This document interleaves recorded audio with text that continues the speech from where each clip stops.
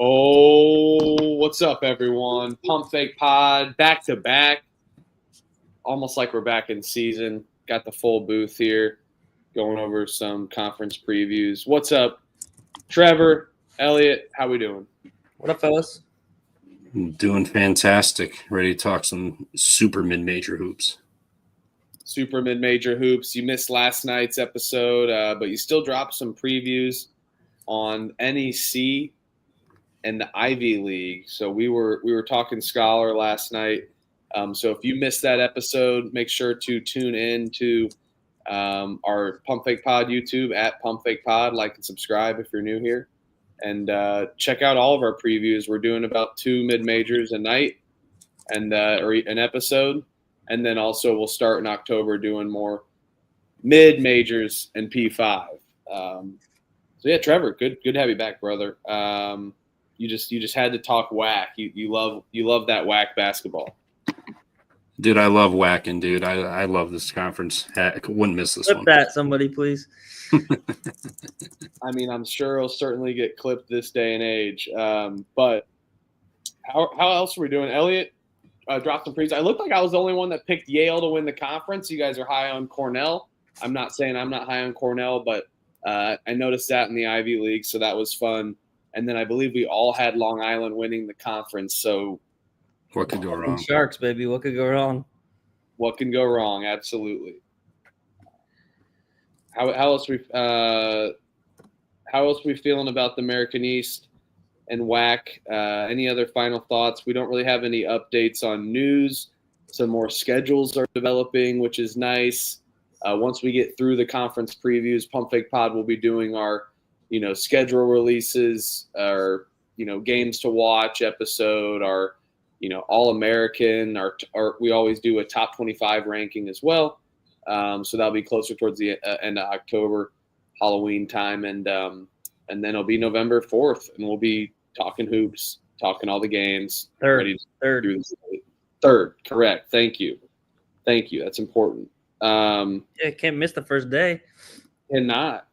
No, I know. And then if someone wants to tweet that we're live off the Pump Fake Pod, that'd be great.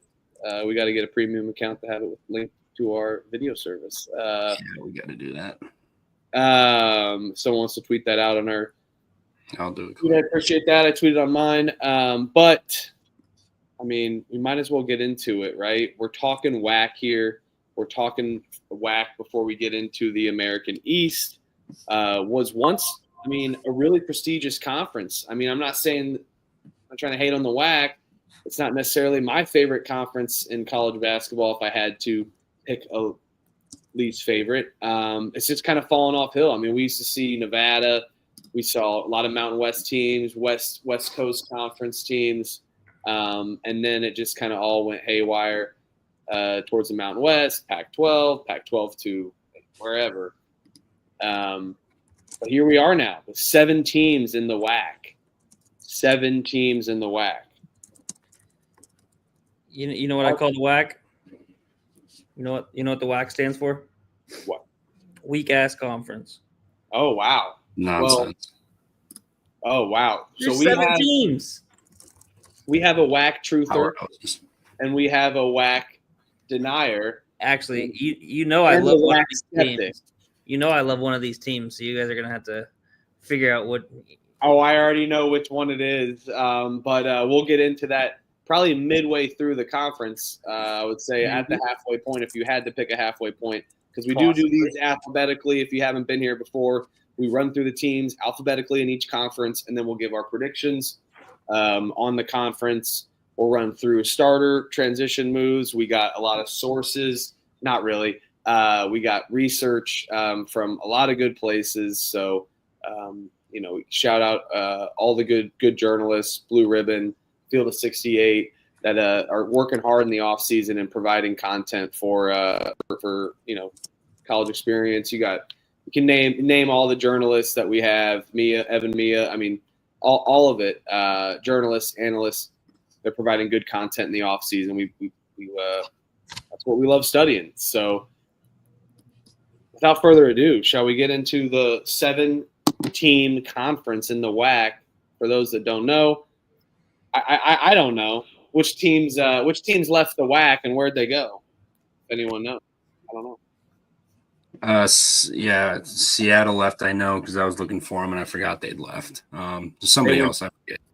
Do you know? They went to the West Coast Conference, and then I believe Grand Canyon went to where did Grand Canyon go? The West Coast Conference as well. Probably Big Sky or something. No, it was. I might be mixing them up. So, but Grand Canyon and Seattle, I believe. Grand Canyon and Seattle. One of them went to the West Coast Conference. West Coast Conference. Grand Canyon was the one that went to the West Coast Conference? Grand Canyon and Seattle.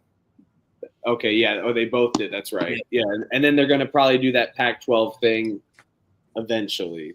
So that's what we're going to lead to. Yeah, and then also you have, don't forget, Stephen F. Austin, UT-RGV, the real our Mexicans. They also left the WAC as well. UT-RGV actually paid $2 million exit fee to leave the WAC. It's a dying conference. There goes their NIL. Yep. And then where did UT-RGV go conference-wise? I mean, you're on it, Elliot. Good shit. I don't know. But I do know I was just looking up a tweet because I wasn't quite sure on that Grand Canyon one. I believe Grand Canyon is now – they decided to not go to the West Coast Conference. I believe they are actually joining the Mountain West Conference. But that's what I thought. I thought one went to the West Coast and one went to they were supposed to – I think they were both originally going to do yes. Both going to be there, and then no.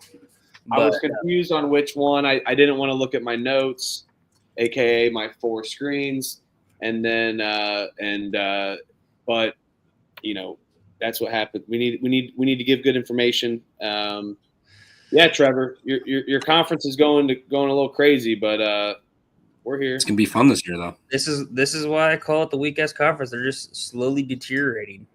Not necessarily Weak Ass Conference in terms of talent, but just like you have 7 teams, and then you have Cal Baptist that's going to leave the WAC for the Big West starting next year, and then you also have Utah Valley having a pending invitation to the Big West as well. Hasn't accepted it yet.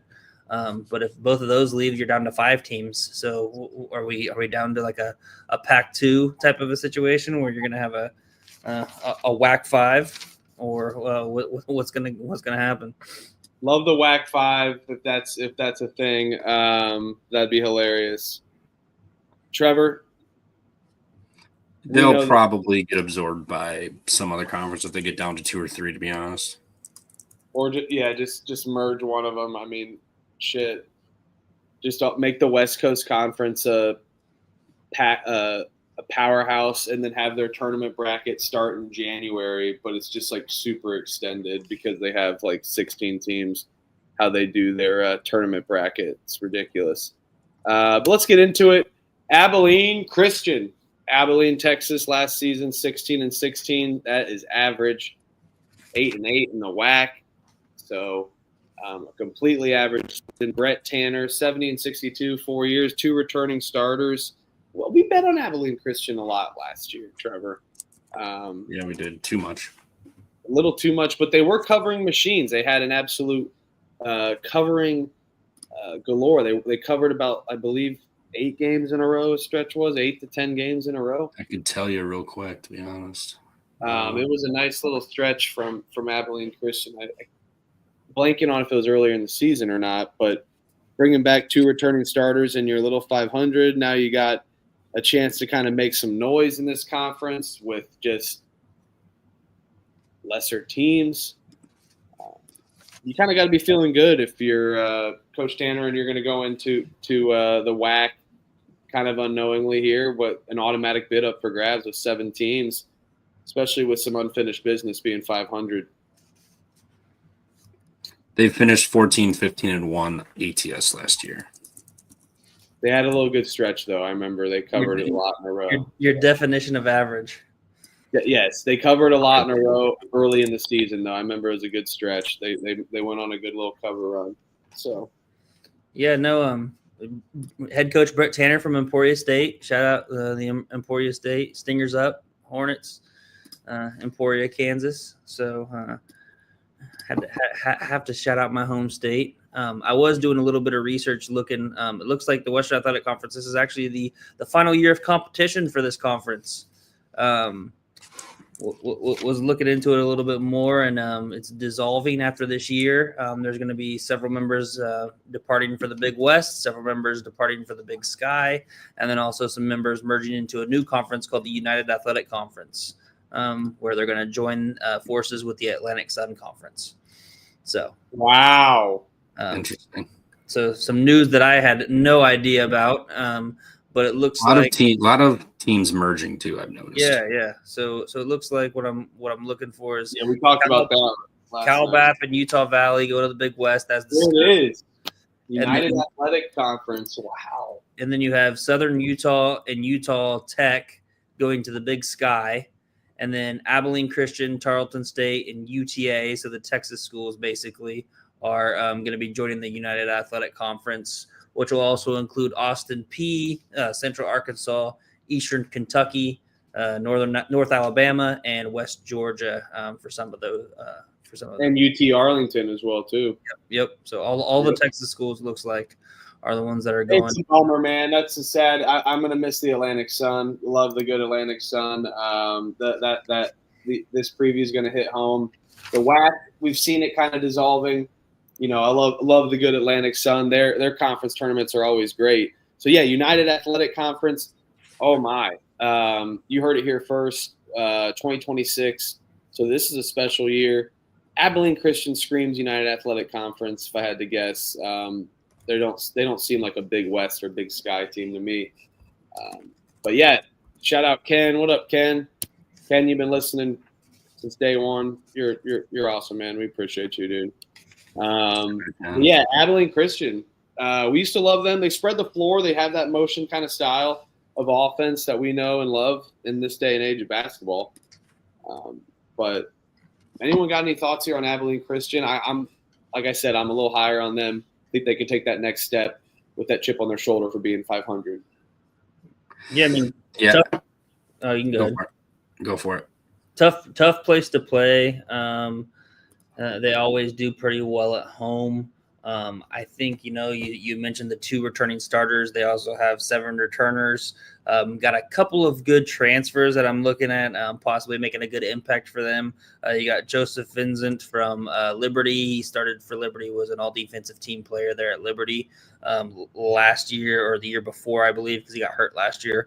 And then you got Christian Alston coming from Memphis as well. So kind of 2 pretty proud basketball programs, getting a couple good solid transfers from them. So we'll see how they can make an impact here for Abilene Christian, but tough place to play. And I just wanted to shout out one of the other transfers, Charlie Yoder. Talked about St. Francis last night, but we didn't mention St. Francis, Indiana, the NAIA. He transferred from St. Francis, Indiana, then transferred to a new college in Florida, dropped 44, I believe, in one of his games last year. So I got to stop you for a second. You're going to just march over Indiana. There's no such thing as St. Francis, Indiana. It's in Fort Wayne, Indiana, St. Francis University. And it's a decent St. Francis, Indiana, NAIA. We played them.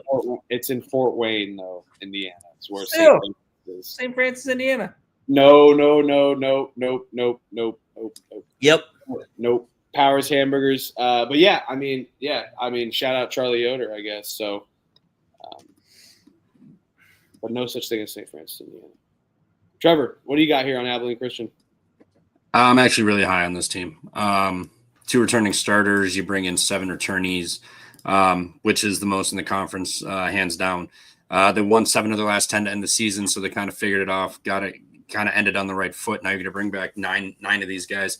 I like that. Big team. I've noticed in the WAC here, a lot of big teams, a lot of size in this conference. Their guards are all 6'2", 6'4". They got big men down low. They were horrible shooting last year, 237th in the country, but they were number 56 in defensive efficiency. So you bring 9 guys back. You were already that good in the defense last year. The offense is going to figure it out and get clicking again. I actually had this team winning the WAC this year. So high on Abilene Christian. Spoiler. High on Abilene Christian. Really like this team this year. Definitely going to look to exploit them a little bit early in the season and in conference play potentially here. Hopefully we get some soft lines. Yeah, and then also, I mean, we talk about these NAIA transfers, D2 transfers a lot. regardless if you make up cities and towns that don't exist. But, Zy Wright from Tarleton State, I mean, in Nebraska. Chadron, Nebraska. Making up fucking states, making up cities now, are we? Oh, well, at least I pronounced the actual city that it was in, at least. Maybe I mispronounced the pronunciation. But, talking about these transfers, this is a conference, and these conferences are the ones to take that step. And I love seeing these kids transfer, and I think bringing in these portals or bringing in these D2 and NAIA portal members that are averaging 20 points a game, that are a little bigger size, at least averaging 12 points a game. They're gonna make a reputation, and they're gonna find a role in these teams.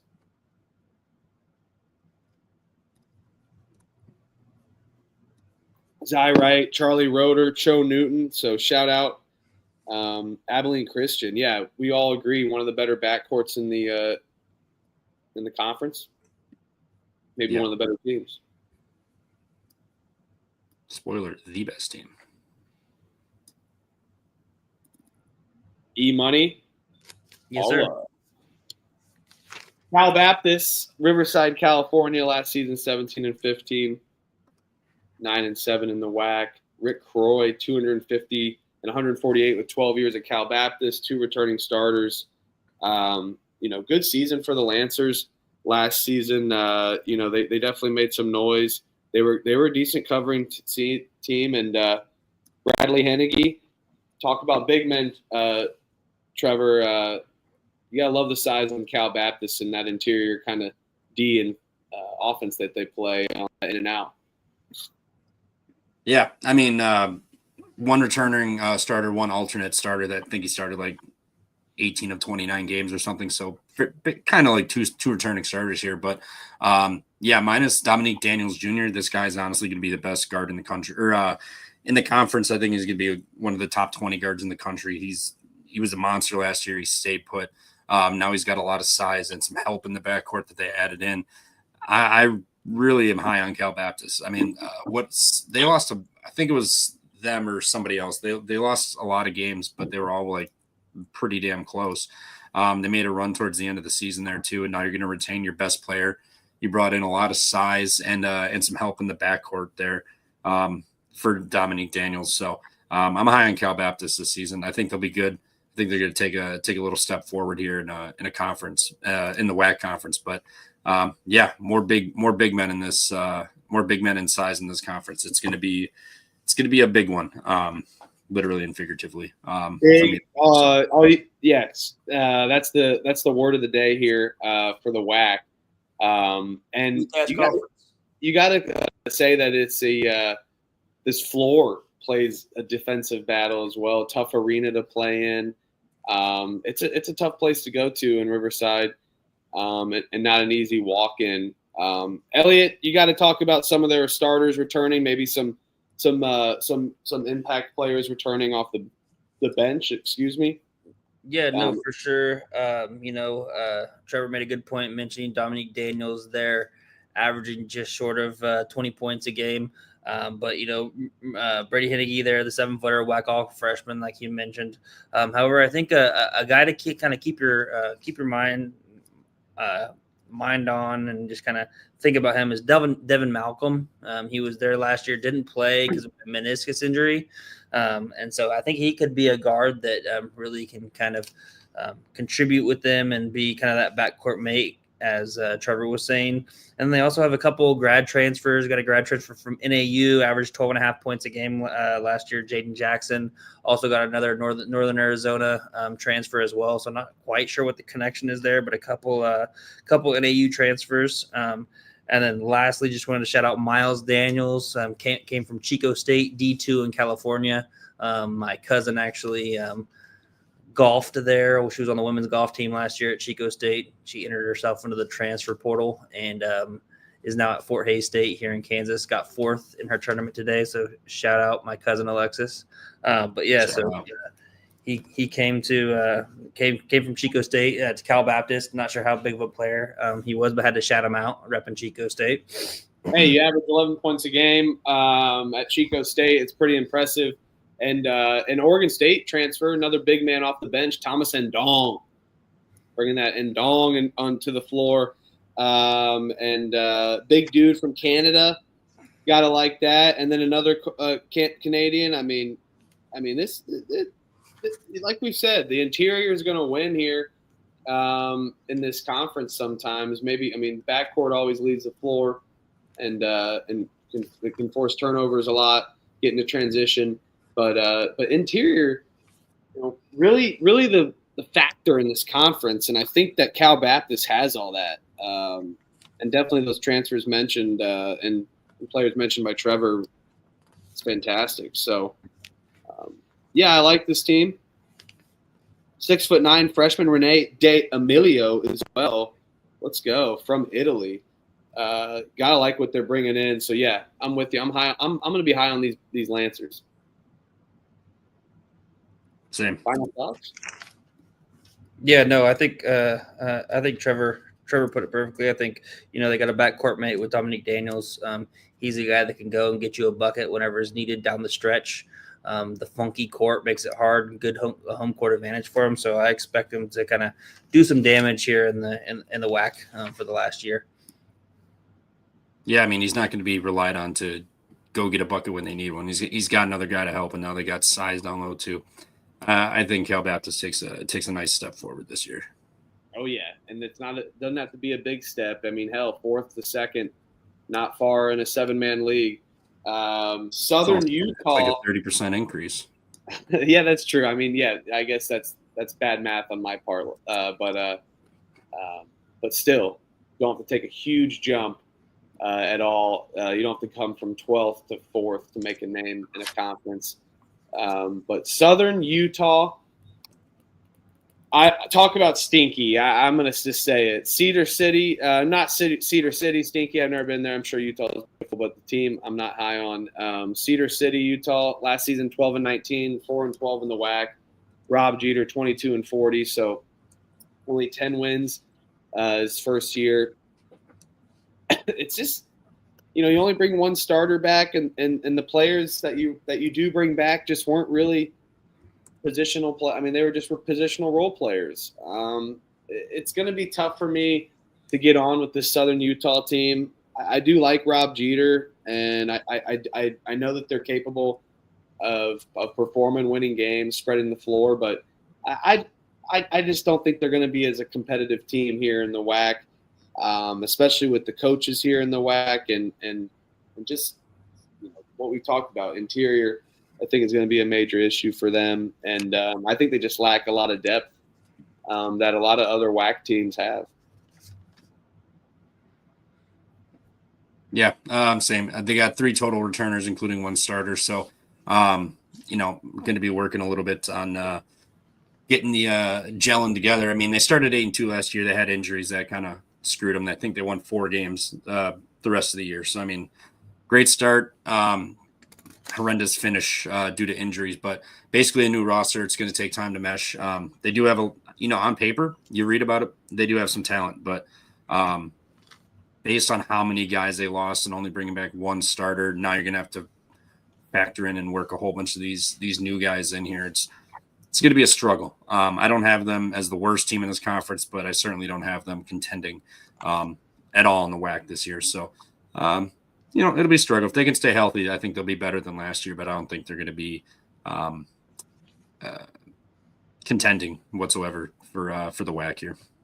I got to shout out the 2 true freshmen, Cale Barclay from Utah. So he's got to play with some passion, see if they can make a name. I mean, if you're a freshman, this is a team to come do it at. And Thunderbirds, Led Zeppelin kid, 6'7" true freshman, going to be worthy of an all-name episode at the end of the season. Shout out Zeppelin kid. Yeah. How we feeling? Yeah, man. Like Trevor said, they're really injured last year. Kind of injury bug hit them pretty good. But a lot of different pieces that they kind of brought in via the portal. Biggest one that I'm kind of high on to kind of see how it works is Isaiah Cottrell. He was former 4-star recruit. Originally was at West Virginia, and then he moved over to UNLV. Couldn't really keep him on the floor there at UNLV, but it'll be interesting. He takes another step down, kind of went from West Virginia, took a step down to the UNLV. Now he takes another step down to Southern Utah. So it'll be interesting to kind of see how he can respond and how he can impact the game there at this level. And then they brought in a couple other mid-major transfers, and Zach Bell averaged about 9 points a game for Jacksonville. Dylan Jones from Fair Dick averaged about 9.5 points a game. And then Jalen Lee from LIU averaged about 6 points a game. So not really high on them as well. I just think a lot of pieces, as Trevor said, that are missing, not returning, and they're just trying to kind of piece it together with some mid-major transfer pieces and some drop back players, bounce back players that weren't as successful as we thought they would be coming out of high school. So yeah, I mean sometimes though, like the recipe, Coach Jeter kind of seems high on the pieces that he brought in, and see if they can get gelling and show that camaraderie. I mean, what's he going to say? Like, this team fucking sucks. We're going to be trash. I mean, you got to be high on him, but I think he knows even they're gonna struggle mightily this year. Yeah, I mean, but again, 17. This is your chance to do it. Last chance at the WAC, and then this screams Big Sky team. So I think that's a rightful conference for Southern Utah to join in 2026. Yeah, that's going to be a great Big Sky matchup with Weaver State. All the other goodies that we love. Big Sky. Conferences are joining. Here they go, and then the P5 are going to start. So now all the mid majors got to start going. They're scattering. They got to go first before the Death Star comes in, like the Big Ten and SEC conglomerate. Once they join forces, the axis of college football and college basketball as we know it. I'm glad that the WAC and A10 are making a power conference, United Athletic Conference. Look out! So, yeah, Southern Utah joining the Big Sky. Great insights by Trevor, Elliott, and I there. I think we're not too high on them, but I think they'll be competitive. But I'll run the slides quick, and we're gonna let Elliott take it away because everything's bigger in Texas. Tarleton State, Texans, Stephenville, Texas. That's why I have the big logo here. Everything's bigger here with the last season 12-19, the WAC 7-9, and we all know and love them the best. Elliott maybe loves them more, so take it away. What did Billy Gillespie do? And this record is a lie. We know it's a lie, Elliott. We know it's a lie. His better record came earlier on. Been good with Tarleton State. His record's been hacked the last 2 seasons. So take it away, my friend. Billy Gillespie. What did Billy Gillespie do? He convinced Tarleton State to build a $130 million stadium that is now going to be opened up this year. New stadium, EECU Center, holding 8,000 people. Second largest, next to, I think, UTA, if I believe. I think UTA is a little bit over 8,000. The place is going to be wild. Like you said, he's had success here at Tarleton State. I still believe in Billy Gillespie and his teams. I love his style. I love his coaching philosophy. He brings a couple good pieces back with Chris Mpaka and Jordan Mazzell. He also has D'Antoine Grimes, the transfer from Baylor, who they got back in December. Great player. And yep. He is a fantastic player. I don't think he was able to fully gel just because he returned in kind of that December where he was out, from those first 3 months of the season. It was kind of hard to work into that rotation. And they brought in a couple of transfers. One of the ones that I want to point out is O'Cypher Owens. He came from Lemoyne, kind of a big offensive kind of guy there. As we discussed last night with Lemoyne's style of play, I think he can averages about 9 and 6 there against there in Lemoyne in the NEC. And then another big one is Leroy Kelly. He was a 4-star recruit that Billy Gillespie is really high on. Coming in as a freshman, I think he can play a lot and be a significant piece to this team. I'm really high on Billy Gillespie. I think it's going to be a really fun year for him, opening up the new stadium, opening up the new arena. Unfortunately, it's the end of the WAC era, but it's just the start of the new era there at Tarleton State with the new arena and Billy Gillespie at the helm.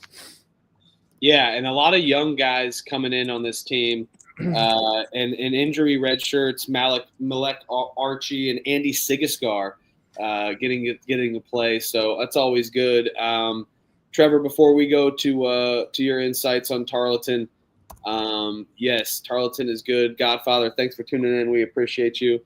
And Kenny, we appreciate you as well. When is the Big Sky show? If you go on our Twitter at PumpFakePod, our content is pinned. All conference previews are pinned. I can look it up for you real quick. It's October 9th. Trevor got him. October 9th is the Big Sky preview. So thank you, Trevor, for answering that. And then we've only had one programming change just because I made the Ivy League slide on accident. So we moved American East here. But it's perfect because we're doing WAC in American East, touching the West Coast, baby. on all the coasts. Yes.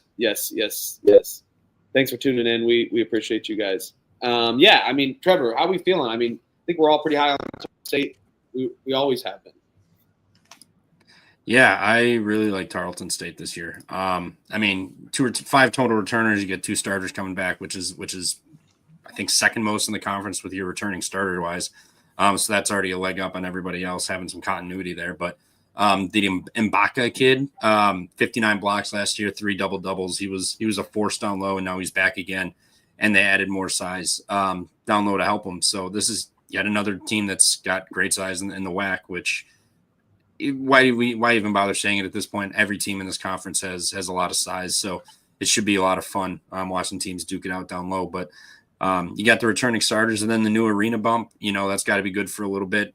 Tarleton's going to be used to it, getting shots up and this and that. And then other teams in this conference coming into play are never going to be played here before. New sight lines, everything else is going to take some adjusting. So I think Tarleton's going to hold their own, especially at home this year. I'm really high on Tarleton. Like them a lot. So Tarleton up. Let's do it. Yeah. And the football team's rolling. I think that bleeds over into the basketball program here. And their football team is working. They basically have like good NIL. We've seen it. We talked about the stadium and good pieces that they're bringing in from transfers, the D2 transfers. AJ Dent from Itawamba Community College in Fulton, Mississippi. Little JUCO. I love a good JUCO, especially in these leagues. All the pieces that we mentioned, we got to give them a high rating. Maybe their depth is a problem because they're so young on the bench, but they'll start gelling. And we know Gillespie's a good coach. We all love him. So, any final thoughts here on the Texans? Yeah, I mean, speaking of Tarleton State football, they've got a trans property win against Kansas State. So they're rolling there in football. Nothing to be impressive, I guess, beating that team this year. They're basically like IU football back in the day. You mean the Avery Johnson Heisman hopeful? Oh, my gosh, yes. What a joke. Holy cow, he's bad. But at least they're purple. Maybe that's why Elliott loves them so much, because it's just purple and white, just like K-State. If it was, I'd like Abilene Christian. They're purple and white, and their mascot's the Wildcats. Can't wait to talk about K-State. A lot of money spent. UT-Arlington Mavericks, they'll be late October, probably like October 20 or something. UT-Arlington, another team we love. We love taking UT-Arlington for some reason. Just disgusting. Arlington, Texas, last season, 13-18. 6-10 in the WAC. Katie Turner, 3-3-3 and 3T. 1 returning starter. Defensively, UT-Arlington's a sneaky good team. I think that's just the system that they bring back. They bring 1 returning starter and Rayshon Steamster. He's a good little versatile player that can score but also get rebounds and not be afraid to get rebounds from the backcourt. Cameron Jackson returns to the team. And then a lot of newcomers on this team, as you see, 1 returning starter with Marcus Rigsby Jr., Fort Worth native. Incredible. Made the NCAA tournament last year. You got to like that. A player from Troy going into the system that UT Arlington loves defensively. Troy, a high-powered team. I think that's going to be a great fit for them. So love UT-Arlington as well here, and I think they take a little higher step. I mean, they finished 7th last year. That wouldn't be dead last, but it would be this year. So it's time to take a little step up, even though they're bringing in new pieces as well. But I like the system that Turner's providing, or he's building for the team. Trevor, how we feeling? Arlington, I don't know, they'll be middle of the pack, I think, but one returning starter. This is the team, 8 of 18 losses last year, 5 or fewer points. And I believe 4 of those were one possession games. So they were right there last year. Struggled, couldn't get over that hump, but they played everybody tight. They did add a 4-star freshman I saw. I was like, that impressive get for a WAC team to add a 4-star freshman. So I think he'll be able to come in and make an immediate impact in this team. But another team, great size, front court and back court. I think they'll be just fine. I don't think they're going to be contending for anything really serious in this conference, but I don't think they're going to be like a bad team whatsoever. So I think they'll be fine. Not a ton of confidence in this team. And you got to stay only playing. And if someone could research this for me, because my computer's, I can look it up here in a second too. But I mean, are they only going to play 14 or 12? There's no way they only play 12 conference games. They may have to play a team 3 times. No, or are they playing more non-conference games? I mean, that's something to think about when we're making these predictions. Is that there are only 7 teams. If they play everyone twice, that's 12 games. I mean, that's less games than the freaking Ivy League play together. So, yeah, I'm looking it up right now. I mean, that's something to think about. And UT-Arlington's a team like, you start out 5-9, or probably not 5-9, 3-9, 4-7 in non-conference, and you kind of get screwed a little bit going into a division with only 12 games.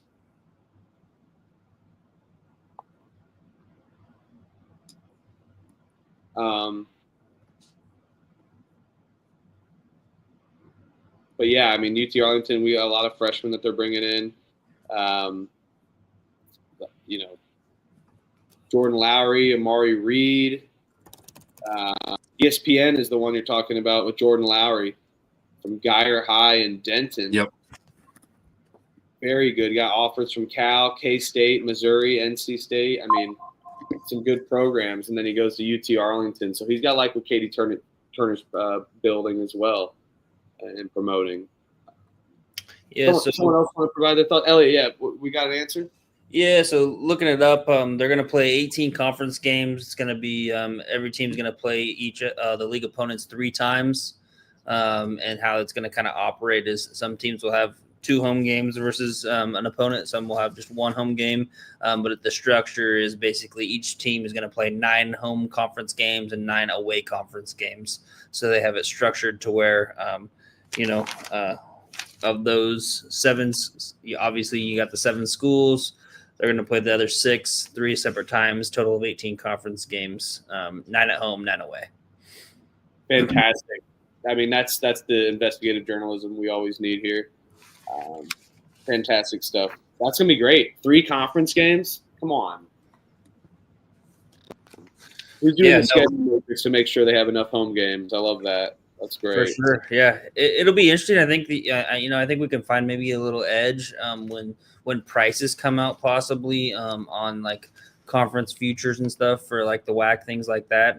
As it gets closer to the season, I think we maybe find an edge in this conference. Just the fact with if you have like an Abilene Christian or a Tarleton State or a Utah Valley that we'll discuss here later, if you have them where they have like 2 home games against a couple of the other top tier conference teams in this conference, maybe that gives them the upper hand because they're going to have 2 home games against the tougher competition, and maybe they go to 2 road games against like a Utah Tech or Southern Utah or something like that. So it'll be maybe digging deep into the schedule could benefit you in terms of betting this conference.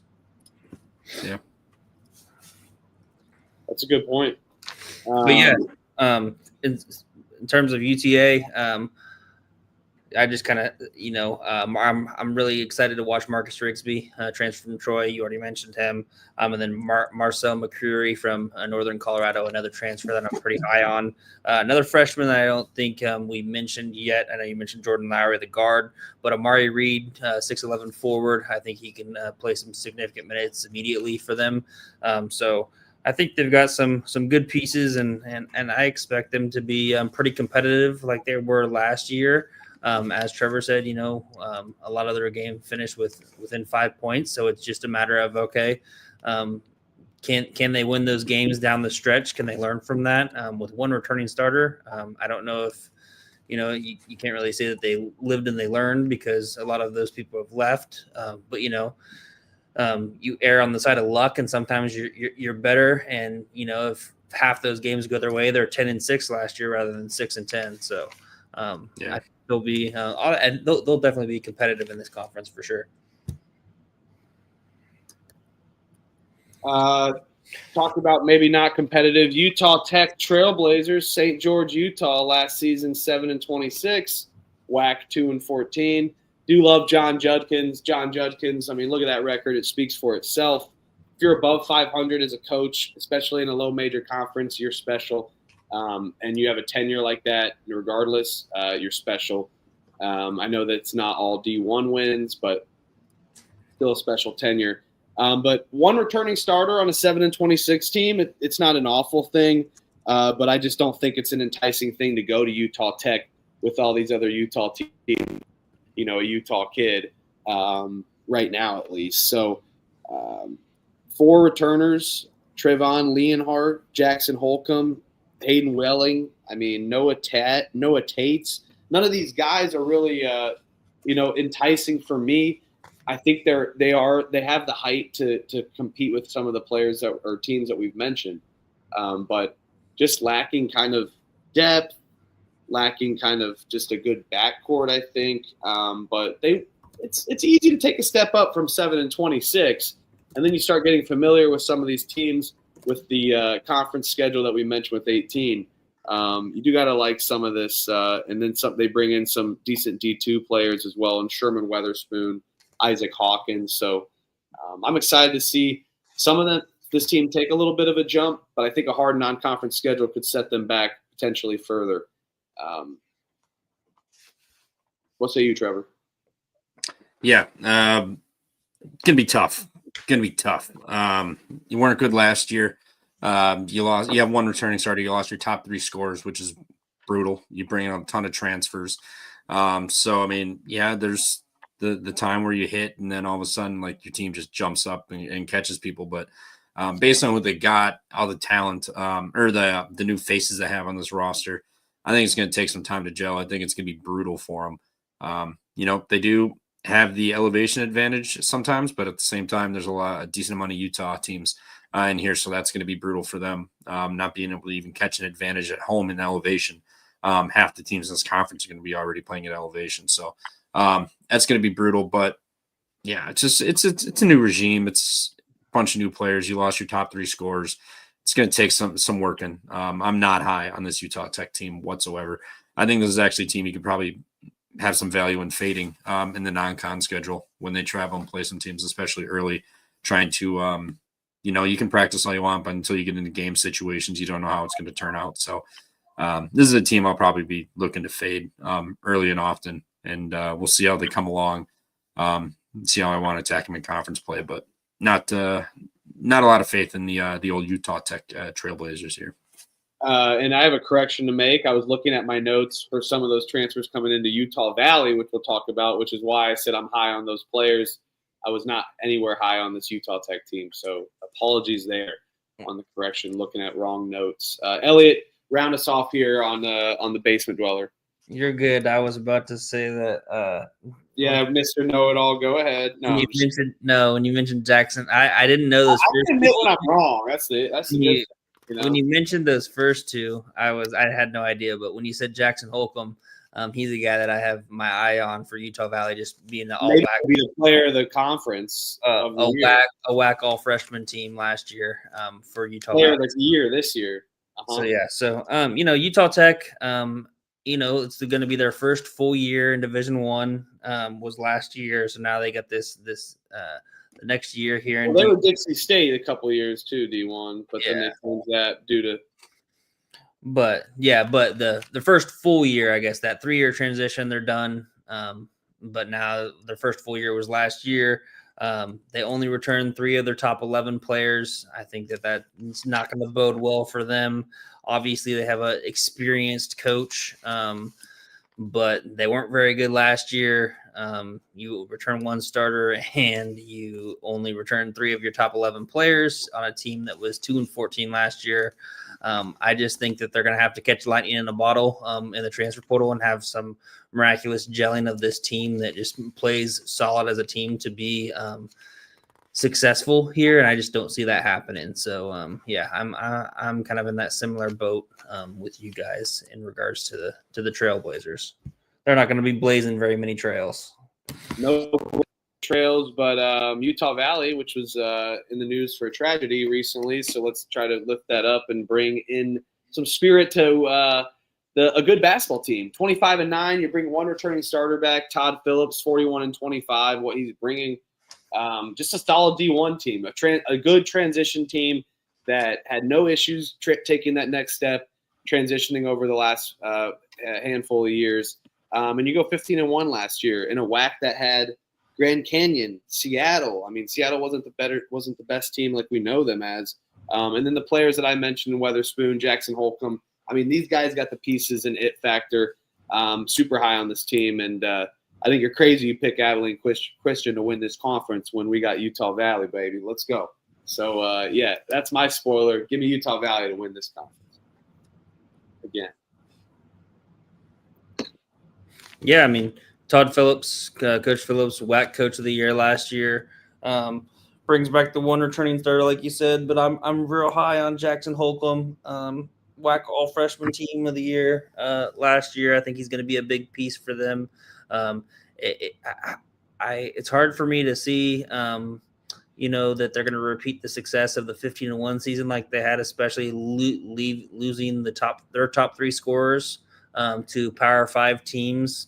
I think one went to Iowa State. The other one went to TCU, and I think Clemson was the third one. So their top 3 scorers leaving, I think, is going to hurt them. That's the fuel they need. That's all the fuel they need.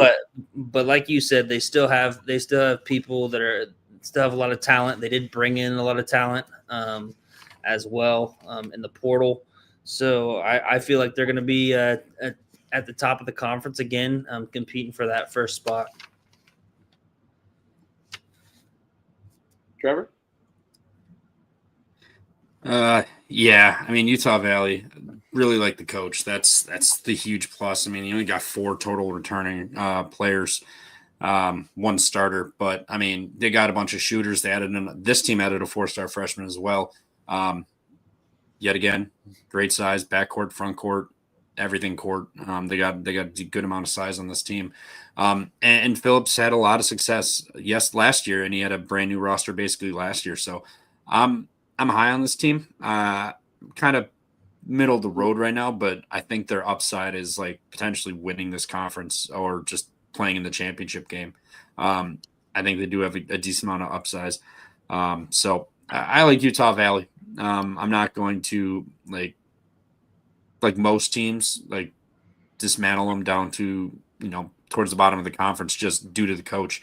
Todd Phillips is a great coach. So I think they're going to have it figured out. And I think this team could, even with all the roster turnover, could still do what they did last year potentially. So, I like Utah Valley again. It's just curious to see how it translates early for these guys.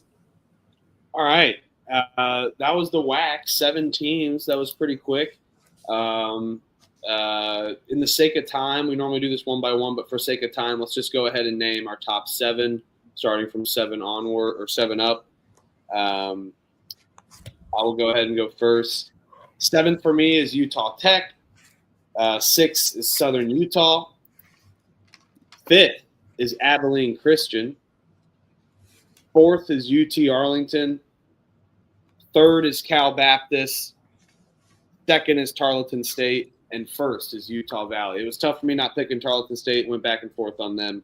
But I think, Trevor, you mentioned the coach, Utah Valley. I mean, what they're building, get good pieces. They're gonna find a way. I think Tarleton State's going to be the leader of that conference for majority of the season. But Utah Valley is going to be that sneaky equilibrium and just kind of plateau with wins at the end of the season. Or, excuse me, Tarleton will plateau with wins at the end of the season. Yep. Sorry, we're going top to bottom or bottom top? Bottom to top. I mean, we want to hear right. seventh. We don't want to hear first before seventh, probably. Yeah, Well, bottom first. Yeah, true. Bottom top. We got the old Utah Tech Trailblazers. Then we got Southern Utah, Arlington. I did put Utah Valley at 4.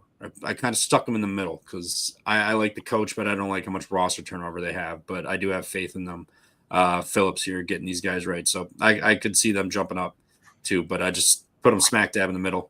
Cal Baptist 3, Tarleton 2, and Abilene Christian as 1. All right. Elliot, round us off. Yeah, so I think we're pretty much the doghouse is Utah Tech and Southern Utah. I've got Utah Tech at 7, Southern Utah at 6. I do have UT-Arlington at number 5, Abilene Christian coming in at 4. I've got Cal Baptist at 3, Utah Valley at 2, and the tried and true fighting Billy Gillespie's Tarleton State at number 1. Wonderful. Yep. I wanted to do it. Well, that was our WAC preview. We're going to have timestamps for you. Got our timestamp man down there, Elliot. If you fellas want to send me your list quick, I got everything up. I can just have these squared away and ready to go probably by the end of the show then. Yeah, I'll send it. And then we can go ahead and get started on the American East preview as well, too. How are we feeling? American East is always a great conference, I would have to say. I will say when I was kind of doing a little deep dive in the literature, as we like to say, only literature I read, but no coaching changes in either of these conferences. All of these conferences retain their coaches from last year. So pretty interesting in today's. No, it's not true. That's not true. Bill Martelli Jr. left. Oh yeah, Bryant. That's right. Yeah. Oh yeah, they brought in the Euro guy. Fake literature. Literature. I forgot about that. I looked over it. Yep. Hey, it's all right. We keep each other honest here. You kept me honest. You're correcting me. I appreciate it. Hey, it's all right. Hey, you got to correct yourself before the correctors come in. St. Francis, Indy. My bad. Yep. St. Francis, Indiana is not a town, just so everyone knows. But what is a town is Bethel, New York. Yeah, that's what I thought. Last season, 15-7, American East 7-9. And I will say this: they actually went on a little winning streak. I remember they were kind of building up to wins. Lavelle Sanders gets hot, he gets cold. 55-67, one returning starter for the American East.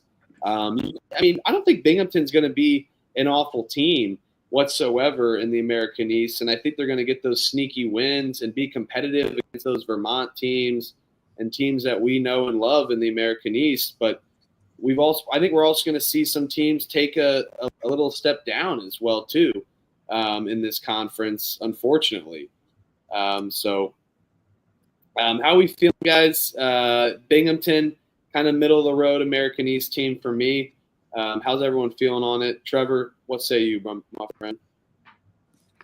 Binghamton. I like myself some Binghamton this year.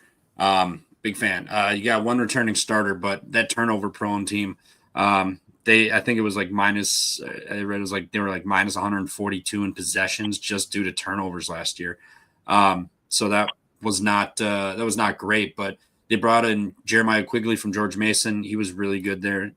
Didn't turn the ball over. So that's a huge problem solver right there if he can continue that this year. They lost their top 4 rebounds, but they brought in LaSalle, the LaSalle big man and some other big men. So they addressed all the issues that they had last year and what they lost. So they addressed it. So I'm a big fan of that. But I did read they're changing defensively. They're going to play more press this year. So they're going to try to play a little bit more chaotic defense and get you off your rhythm and cause you to make mistakes, unlike last year where they were making the mistakes and turning the ball over and giving away possession. So I like what they're on paper, what they have and their change of pace and what they're going to be doing. So I'm a big fan of that.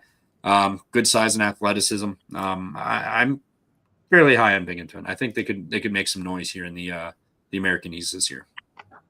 Yeah, I mean, and I'll let Elliot talk about Ryan Richardson from Missouri State West Plains. Where's that at, my friend? Have no clue. Oh, man. Never heard of it. Indiana knowledge, Missouri knowledge, but Buffalo transfer too, Bryson Wilson. I mean, I'm glad he transferred away from that school. They had a lot of figuring out to do. They were a cash cow for us on the other side. But, you go and take a step down. I wouldn't even say that's a lateral move. Mac to American East, maybe. Max is a little step up, I would say. That's a great snag. And speaking of snag, Steven Snag, redshirt sophomore, he'll be out on the wing. Look out for Binghamton. They may be making some sneaky noise for everyone. Elliot, round us off here for the Bearcats. Yeah, I mean, it's hard to fade dollar beer nights.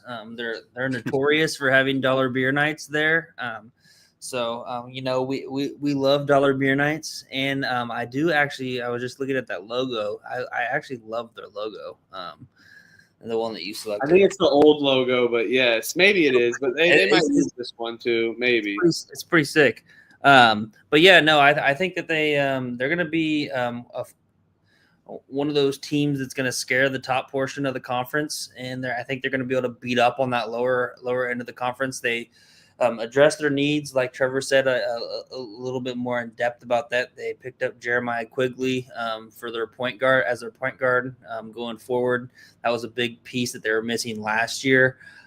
He was at George Mason, didn't really play, but he transferred from Iona, where he was on the MAAC all-rookie team before that. So I think that was the best portal addition that they had was getting Jeremiah Quigley to be their point guard.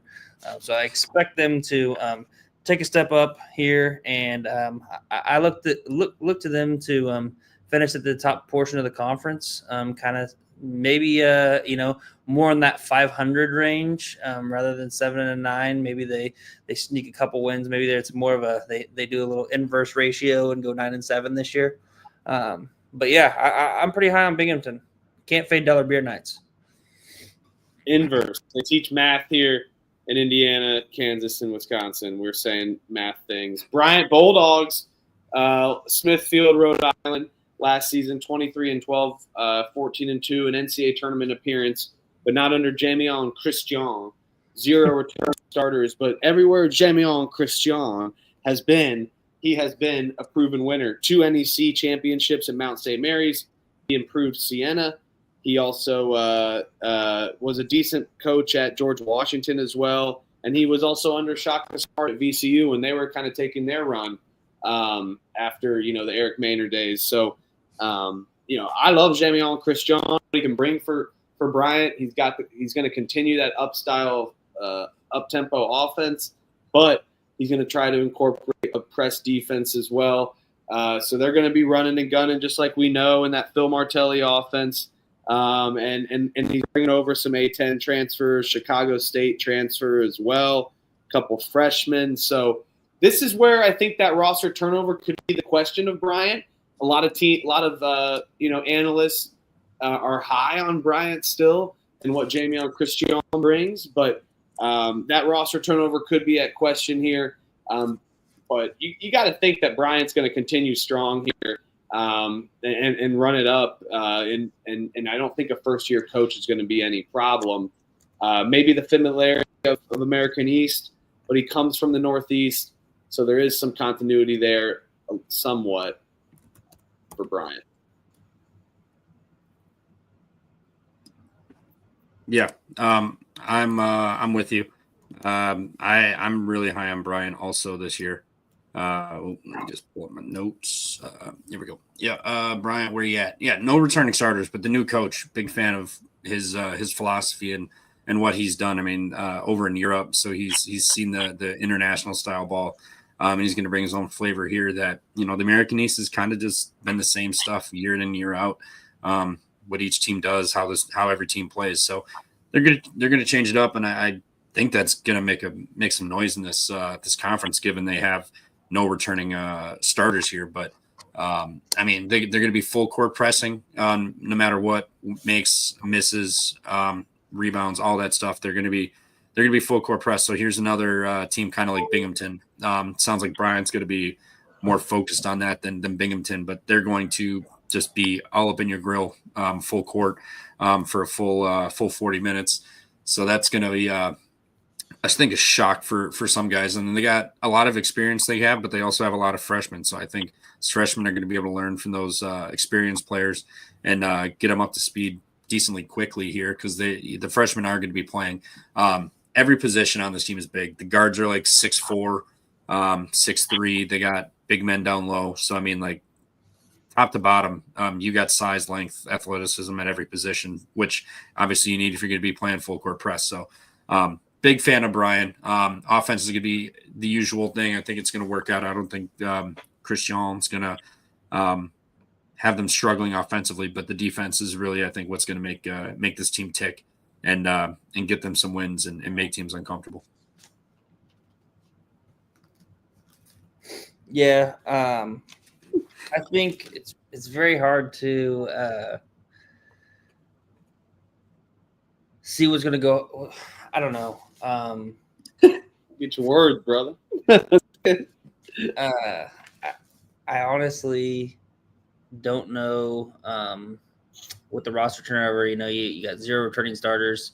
The biggest thing that I think is they've got a couple big men that they brought in. Graduate transfer Keegan Harvey comes from George Washington, where Christian, as you would like to say, Jimmy Christian, as where he came from.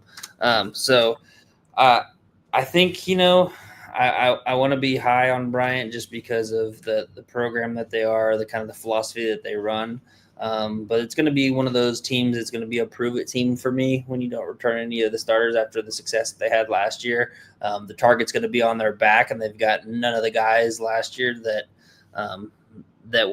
kind of created that target. So it's going to be to see how they respond, with those freshmen, like Trevor was saying. They're coming in with a target on their back, and can they respond, and can they play well, and can they take everybody's best every night, because they're the top dog in this conference that they showed last year. They blew a lot of teams out, so people are going to be back for revenge, and they're going to see that they've got no returning starters and a rookie head coach coming in, first year head coach. So it's just one of those things where I think only time's going to tell, and this was going to be a team that I'm going to just kind of look and see how they perform there at the start of the season and how they perform early in the conference, and kind of take it from there.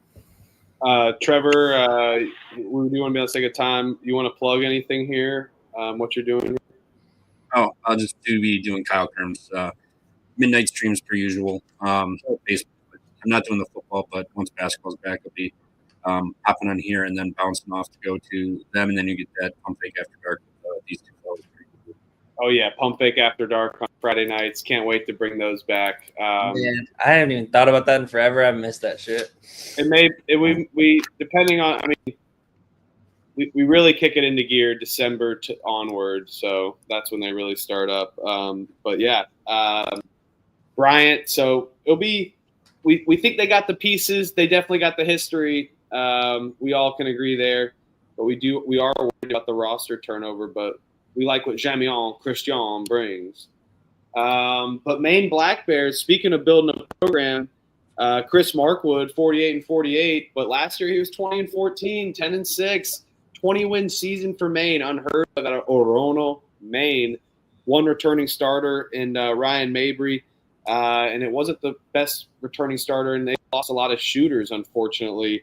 But they still bring some pieces in. Mecky Gray from UMass Lowell, Yanis Baum from Wichita State. So Some interesting pieces you bring in, and you got to think what Chris Markwood's bringing as a program. A lot of times, though, you see a team that takes a jump, and then they have a lot of hype going in. It's too much hype, and there is a downgrade. But at the same time, Maine still brought in pieces. Chris Markwood's a good coach. He's building up a program. He cares about Maine, and we all know the Pit's a tough place to play as well, too. They pack in. They say 3,000 or so. I bet they pack in 5. It feels packed in there, and it was. It's unfortunate they didn't take it home last year and make the NCAA tournament, as they were one step away in the American East Conference tournament. But I think Maine's still going to be a good team, but I don't know if they're going to be a 20-win team like we've seen, but they may flirt with it. Elliot. Yeah, I mean, last time Maine was a 20-win team was when Chris Markwood was a player for them rather than being a coach. So, he's put in the time, he's put in the effort to turn the Maine Black Bears around. I just love their gym, the YMCA-style gym. I love watching all their games on the ESPN Plus. It's one of the ones that, when I got the 4 screens on and there's not a lot of games on, if I see a Maine game, I instantly put it on just because I love watching the games there in that gym.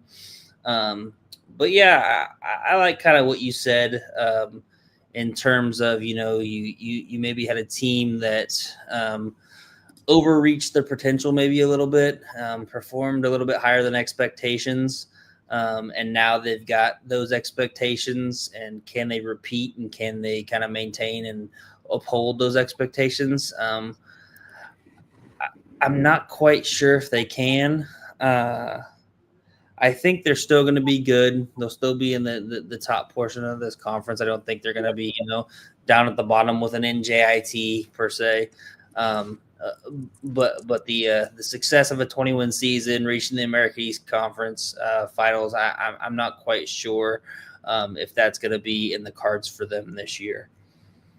Yeah, I mean, they do have a good interior and size. Trevor, how are we feeling about Maine? I think we're all – I mean, Elliot, I think we're in agreement there. But, Trevor, you're still pretty high on these Black Bears, definitely being somewhat competitive? Yeah, I think they'll be somewhat competitive, kind of smack dab in the middle. I mean, you got one returning starter. The entire backcourt is gone, basically.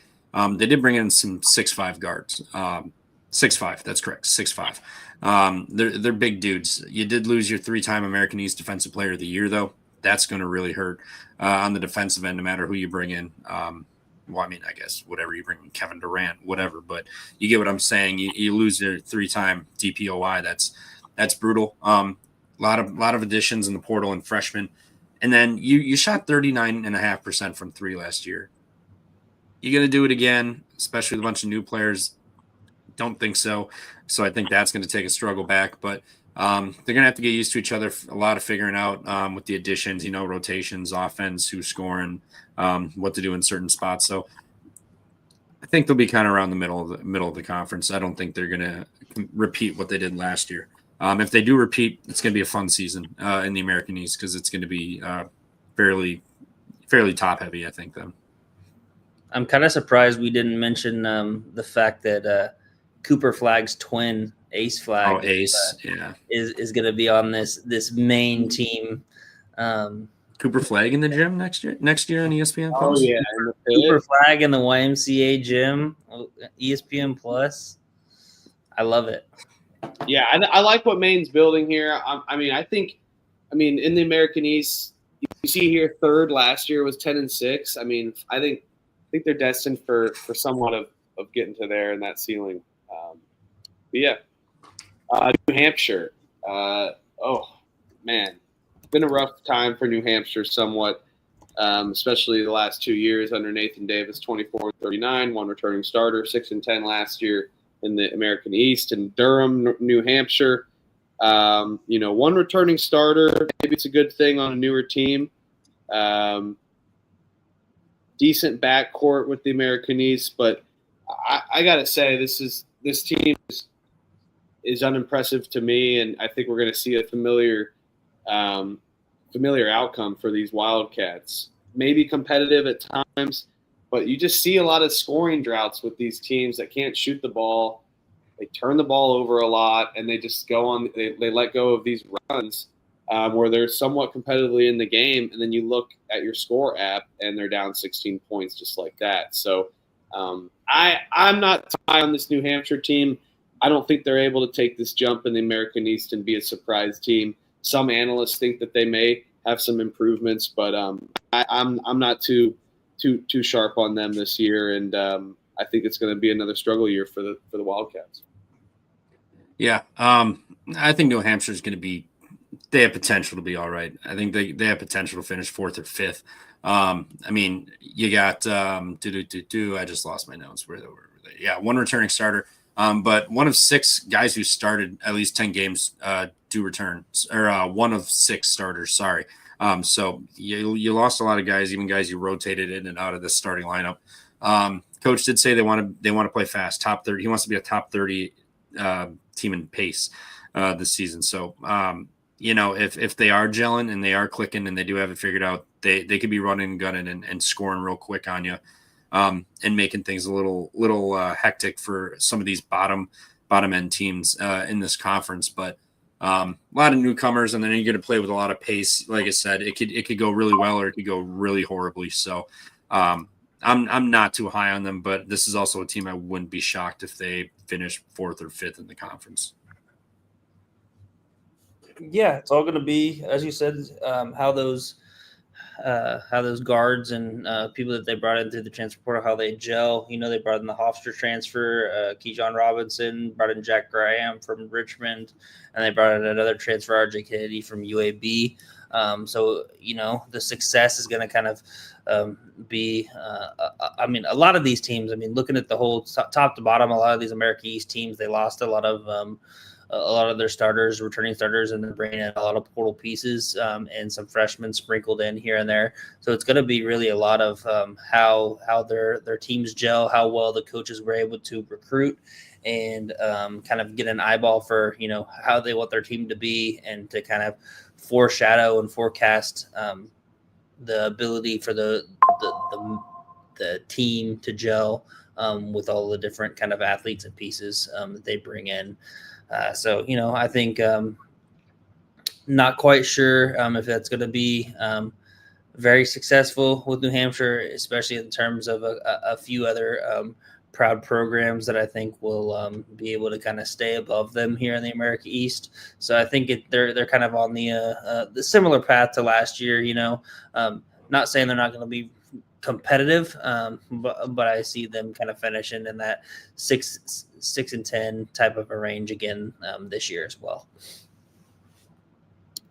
Trevor, for the sake of time, I know you got a hard stop here soon. Do you have any other teams that you want to talk about? Vermont probably comes to mind, UMBC maybe, Albany. Any teams before you got to get out of here? UMBC, two starters. They brought in experience with size and the ability to score, so that's going to really help them with how they look to play. They added some size down low. They're not the biggest, but they do have a little bit of size. I think they're going to do their usual scoring and whatnot, but it's going to be how the guards do on the defensive end and helping with rebounds, especially if they're a little undersized down low. They can kind of clog up the paint and get bodies in there to get rebounds. I think they'll be fine. But if they have an off night and these guys aren't helping out grabbing rebounds, I think it's going to be a long night for them. I'm fairly high on them. I think I have them 4th or 5th. But Vermont's interesting. 2 returning starters you got. They added a lot in the portal. They added some size and scoring, because scoring for some reason was their downfall last year. Not typical of Vermont, but their defense was good. But you lost the guys, and now you have to bring in portal additions. So how's the defense gonna handle? I think Becker, him being been here forever, really damn good coach. I think he's gonna have it figured out much better than when they did last year. But yeah, they pride themselves on the defense. So I think come conference play, they'll be better. I think they'll be on a mission to improve after last year, because last year was an absolute down year for them, and they finished 4th in the conference, 3rd or something. And that's still a down year for Vermont. So I think this team will be better this year. Might be a little struggle early, but I think come come conference play, I think they'll have it figured out. I have them second in the conference this year. Lowell, I'm kind of low on Lowell, but given their coach, I give him the benefit of the doubt because this team has popped up and been really damn good, especially as of late. No returning starters, only one scholarship player who scored a point comes back. So that's going to be an issue offensively. Figuring that out, almost an entirely new roster, and you got guards from Canada and in the D2. So how are they going to transfer shape out up in the American East here, especially given what Binghamton and Bryant are going to do defensively? That could be a shell shock to this team here, but it's going to take time. But I give him a little bit of the benefit of the doubt, given Duquette here. He is a good coach, so I give him the benefit of the doubt. I don't have him at the bottom. I kind of have him somewhere near the middle in this conference. Yep. And then Albany, they added some 6'8", 6'9" guys down low, so not like the biggest dudes, but it's bigger than what they had last year. Last year was rough for them. So, I mean, good depth front and back, but also at the same time, they're not the biggest guys, and they're a bunch of additions. So how's everything going to gel? They got to figure out their roster and how they're going to play everything. So I think they'll be fine, but I don't think they're going to be amazing, especially given Killings hasn't been sharp here, and then you got a whole bunch of new guys in here. I think it's going to be a little bit of a struggle for Albany this year. He's been bad in late game scenarios as a coach. Whoever's getting blown up, very good. Not me. I can give you my top to bottom for this conference quick. I do have Albany at the bottom. I have New Hampshire at 7. I have NJIT at 6. Wait. Who's 9? There's 9 teams.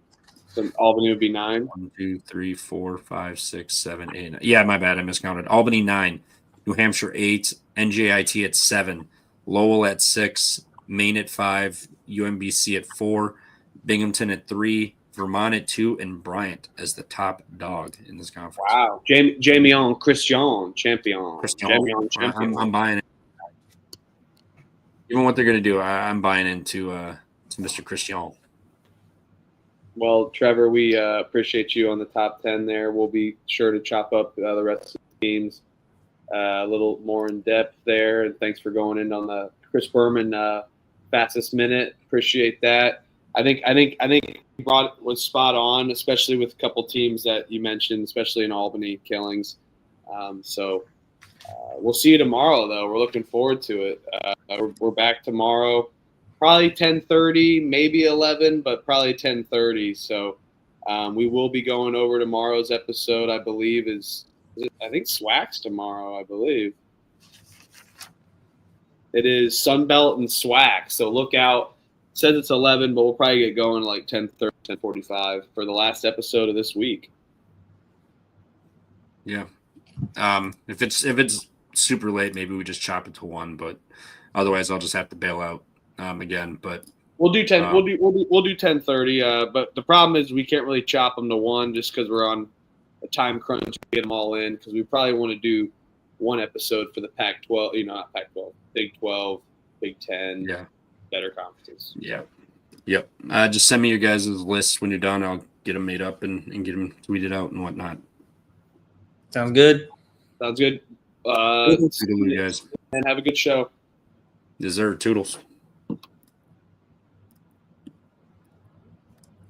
Good. I don't have to say it later then. So, Trevor said it. New Hampshire. All right. New Jersey Institute of Technology, the Highlanders, Newark, New Jersey, 6-25, 3-13 last year in the East. And if you watch them, they were horrible. Great Bill Meyer, 13-46. 3 returning starters, though. There is some continuity coming back. They just lacked shooting. They turn the ball over. They foul a lot. Teams that foul a lot don't win games. They certainly don't cover. And you just feel like they weren't really a competitive team. I'd say defensively is one of their stronger suits. But I just think that they lack the talent here that a lot of American East teams do. And Elliot can mention some of the players, but 3 returning starters: Sebastian Robinson, Jeremy Clayville, some Jeremy Clayville's a transfer, actually. Apologies, but Sebastian Robinson, one of the better NJIT players. It'll be interesting to say the least. How NJIT fares. Do they take the next step?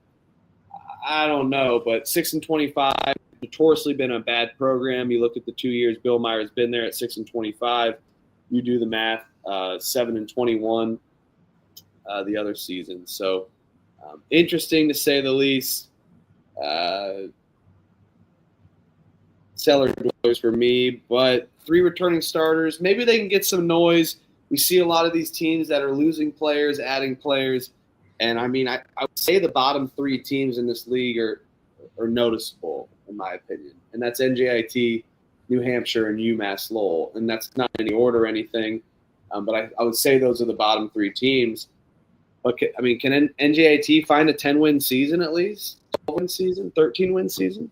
Yeah, 7-21 before the year before, 6-25 last year. You mentioned those 3 as the bottom teams, and it's just kind of disappointing for UMass Lowell because I remember when they were a pretty proud program. They were kind of near the top. Rebuilding here. Very, very competitive. Just could never get over that hump against Vermont is the only issue that they've always struggled with. But yeah, NJIT, you had mentioned, accidentally mentioned, I think Jeremy Clayville, he was one of those guys that they were able to pluck out of the transfer portal from St. Francis, them dropping from D1 to D3. They were able to grab him out of the portal. And then they have a couple freshmen that are going to kind of come in, unproven freshmen that they're hopeful are going to kind of improve their 3-point shooting woes of last year. I know they were 45% from 2. So not only did they struggle from 3, but also from 2. I think 348th nationally in 2-point field goal percentage. So that's not going to bode well for a winning season, even a 10-win season. So yeah, I think they're interesting take that Trevor had them all the way up at 6. I would love to see it from him. I always love when NJIT can be a little bit of a formidable opponent and pick off some teams and be a little bit respectable. But I see them, near the bottom, if not the bottom of the conference again this year. Unless they can prove me wrong otherwise, they brought in a couple of those. We'll see what those freshmen can do. See if they can kind of give them a spark on the offensive end. And we'll see if Grant Bill Meyer can kind of get things turned around here. But how – I know it's his 3rd year, but how long do you just kind of allow these 6-25 win seasons? When do you think about? It's NJIT. I know. Program. Yeah. And it's hard, and it's hard, in the just portal era. Even if they bring in a good piece, he's immediately going to be gone next year. So. All right. Well, let's get into the U's of this. UAlbany, Great Danes, Albany, New York, last season 17-16, American East 8-8. They definitely covered against Syracuse, miraculous cover. I remember that. Dwayne Killings, 51-76, 1 returning starter. We mentioned Dwayne Killings. I think he's just pretty bad at late game scenarios, especially with the lead. And we see Albany on a streaky run. Like they'll go on 20-point, not 20 points, but 12-0 runs real quick and then just give it right back. And I feel like their defense in transition was really bad last year, so that's going to be a needed improvement for them. But I think they bring in some good pieces from Northern Illinois. You bring in Nasir Muhammad, Will Richardson from Fordham, a St. Bonaventure transfer as well too, and you basically have and 1 returning starter in Soli Attewell. So. They need to be able to get better in the front court, I would say. I think that they have talent in the back court, so hopefully they can match down low. But I'm not too worried about size in this league, as we mentioned in the WAC. It's basically going to be, a heavy backcourt transition heavy league for most of these teams. And I think UAlbany can fare well in that. Just kind of worried about their defense for the most part. But I like what Killings is building. It's time for him to take his next step. 5th year, you've finally built that. You get above 500 win. let's get it done. So what up, Noah? Thanks for tuning in, man. Appreciate you. Yeah, I think UAlbany, I think their biggest kind of question mark coming in is going to be that front court, figuring out the pieces that they brought in and who's going to be able to contribute there at the front court. I do believe they have a really good backcourt. They bring Amir Lindsay in from last year. He was a freshman, America East all rookie team last year, averaged about 6 points, a little over like 1 assist a game. I think he'll kind of be able to take a big step forward in regards to his play for them in the guard. So I'm not really too worried about their backcourt. I just think there's a lot of question marks in the front court, and we'll see if they can kind of get it done and get, if Dwayne Killians can kind of get it done here. I'm not real high on them this year, but maybe he can surprise me. Yeah, I mean, I think they'll be middle of the road. They always have been kind of middle of the road in this conference, but the late game scenarios, they're able to match in transition, so that makes them be somewhat competitive. Like I said, I think defense is going to be the main thing they need to worry about. UMass Lowell, notoriously a good team. Last year we saw them kind of take a step backwards. They were consistently a 20-win season for the most part. And Duquette built this program up. They were one of the early teams to take that jump from D2 in the early 2010s, maybe late 2000s. Correct me there, but and Duquette's been able to build this program up. I know the record's under 500, but there was a lot of teams where they had that NJIT record early on in the program. So building this program from scratch, now you kind of take a rebuilding year where you kind of feel like you probably were let down a little bit. You had the talent and pieces to compare or to compete with Vermont or Bryant, these top American East teams, and you just always had the chance to be there and couldn't get there. And I think UMass Lowell, something was weird about them.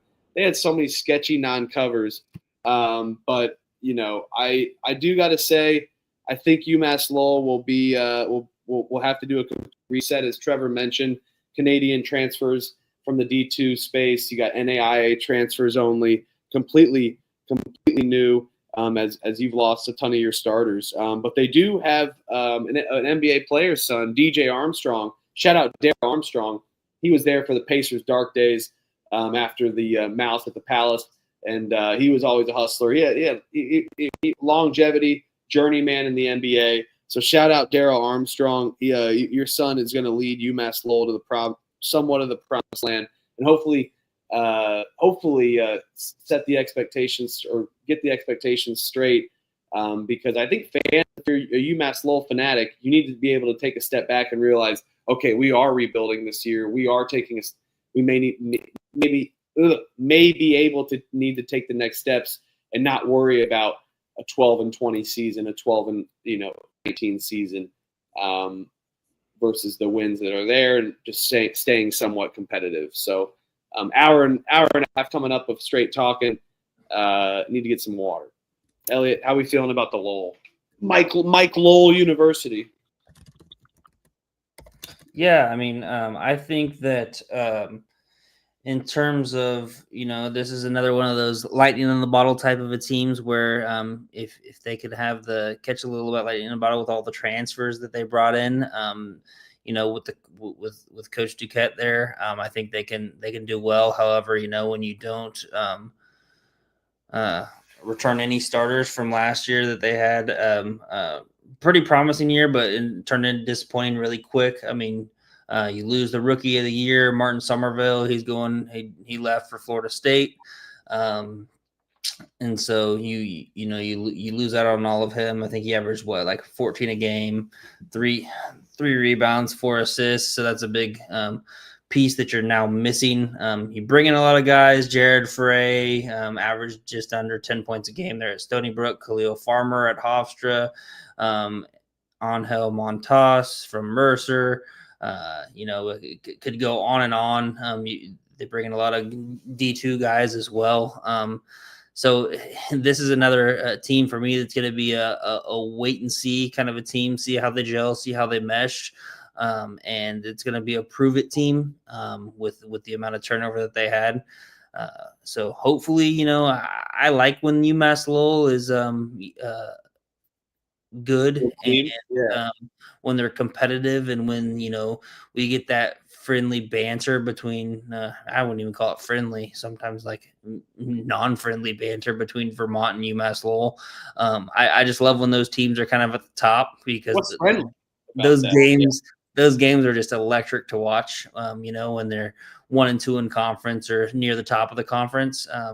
And so I hope for that sake that they are competitive. They just need to prove it to me. I got to see it before I can believe it. And hand up, I'm a loser because I can't get my notes straight and I'm running out of time and I need to go to bed. UMBC is the one with Daryl Armstrong's son. Jim Ferry, super excited about it. Jim Ferry, love Jim Ferry, 60-68. Was a down year last year, 5-11 in American East. Something to mention about UMass Lowell a second ago, 6-10 in American East. Very underwhelming. But Ace Valentine for UMBC, DJ Armstrong, Caden Higgs. I mean, we got some good ball players on this team. It's going to be interesting to see if Jim Ferry can coach this team. I felt like they were kind of undisciplined last year. They were a little they were uncoachable, and I just felt like they shot themselves in the foot when I would watch them at times. So they were sometimes their biggest enemy, and they lack size. They lack depth, I feel like. So maybe they got a little beefier, but I don't know if they're going to be taking as big of a jump as Trevor had them. But I love DJ Armstrong. He may be my new favorite player. And I think that, like I said, UMBC may be sneaky somewhat, and that middle of the road team sneaks a good win against Bryant or Vermont or something. Yeah, I mean, you saw last year. I mean, we talked about Cornell being the team that's maybe a first to 90 team wins. This UMBC team might be a first to 100 wins. With how they play on the offensive end and don't really give up on the defensive end. But I think a big thing to note is Regimantis Sionis tore his ACL, kind of off-season workouts in the summer. He was a 6'6" senior. He'll miss the season for him. Not a huge piece, but just something to note. I mean, he averaged about 5 points and about 4 rebounds last year. Not sure what his role was going to be or carved out this year, but just to note, he's going to miss the entire season. But yeah, I was kind of surprised and shocked a little bit when UMBC or when Trevor picked UMBC a little bit higher than what I thought he was going to, or what I have them as. I think they could pop up, beat some teams like a Bryant, like a team that relies on offense. Maybe they can just outscore a team. But when you get to those disciplined teams that play defense and are able to break you down on the defensive end and score against you, I think that those teams will have success against UMBC, and I think those are the teams that you can that they'll struggle with. In my thing, I think of like Maine, Vermont are kind of the two teams that I think are the biggest ones that I think that they'll struggle with throughout the entire year, just because I think, defensively, Maine and Vermont will be solid. They'll be able to kind of hold down UMBC on the offensive end. And then if UMBC's defense is as putrid as it was last year, Vermont and Maine are going to be able to score and take advantage. They'll hold UMBC to 55 points, and that's just a death sentence or maybe less. And I'm going to share a story here about the Mouse and the Palace. I played rec basketball. I think I was in second. It was either second grade I was in. I was the Pistons, actually, Noah, in rec basketball. And it was on a Friday night. I remember I stayed up and watched stayed up late. And it was like a 9 a.m. basketball game. And we coincidentally enough, played against my friends. And they were on the Pacers. And I remember in rec basketball, you'd line up and match up, get your man at half court. And that was funny, like just a weird coincidence. And we were like fake fighting each other. So some good humor from us in second grade. So, Malice at the Palace. I'll never forget where I was just watching that in my parents' bedroom. What a wild time. So, yes, take it all. We can only get there somewhat. Eastern Conference Finals are fine. We can only just get there. But you did get your wins. but you guys need to get back to where you were. Vermont Catamounts, talking about getting back to where they were. It was a step down, and they finished second. They finished second, and they were a 20-win season. That was a step down season. Talk about a dynasty in the American East. John Becker, 329 and 132 with 14 in Vermont. You bring back two starters, both TJ Long, TJ Hurley. So the TJs leading together in the TJ backcourt, and then bring in a transfer from New Hampshire as well too. So some continuity in the American East. Vermont, you got to imagine that they take a step up here. John Becker, solid coach. It's crazy to say that's a down year standard-wise because of Vermont is just such a powerhouse. They were 13-3. That got them second. But they just felt like they weren't really competitive, and I feel like they lacked a lot of things offensively, a lot of wins they snuck out on their own. It's crazy, man. So, and then, a Buffalo and Bellarmine transfer joining in. Bellarmine, a great school, transferring to Vermont, just similar styles of play. And we all know what Becker does. He wins this conference. You got to imagine that this team is ready for be back on top. Yeah, I mean, you make a note of the fact that they struggled last year offensively, and the biggest thing was TJ Long was out. He was injured. He was injured for damn near the whole season. So they struggled with him. If they would have had him, they would have won this conference, no doubt in my mind. This backcourt is the best backcourt by far. Head over heels, better than anybody else in this conference. Backcourt wise, I'll stand firm in that. And I think that it's going to show this year. I think, as long as TJ Long can stay healthy, I believe that this is the team that's going to win the American East. They're going to kind of get back into that same position of the year before when they went 15-1, almost went 16-0. I really think that they're going to be here at the top of the conference again, as long as those two guards can stay healthy. Kind of a similar thing with Cornell and their backcourt. I'm very high on Cornell's backcourt. I'm high on Vermont's backcourt. And the front court's no slouch either. I think they might have the best front court in the American East as well. They love banging out down low. They love that interior defense. They love just kind of just forcing you to hold the ball and not run up tempo. And they are capable of running up tempo too, and they want to sometimes. Yeah, so I mean, you've got that, and then you add the addition of not even the addition, but you have John Becker as the coach, the American East guru. It's hard not to pull for these Catamounts. I've always been, it's one of my favorite things to do is when they make the NCAA tournament. I always got to bet them in the first round, sprinkle them on the money line and bet them versus the spread. So was tough not seeing them there last year, but yeah, I'm very high on the Catamounts this year. Like I said, as long as they can stay healthy with that backcourt that they have, the two TJ backcourt.